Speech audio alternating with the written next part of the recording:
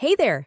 Ever wanted to share those awesome full-length Instagram reels straight to your story, but just couldn't figure out how? Well, fear not, because I've got you covered. So that feeling when you try to share a reel, but it ends up split or not showing the full length. Yeah, we've all been there. But guess what? I'm here to show you the easy way to fix that. First things first, you gotta grab that reel link. Just click on the share icon over on the right side of the reel, then tap on copy link.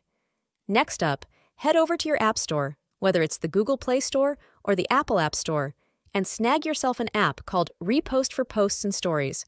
Once you've got that installed, open it up and let Instagram paste that link right in. And if it asks you to subscribe, no worries, just hit that X button. Now, find your reel in the app, give it a click, choose where you want to share that reel. I usually go for Story, and boom, you're done. And there you have it. Now you can share those full-length Instagram reels hassle-free on both iOS and Android. So go ahead, share your favorite moments with the world. Happy posting!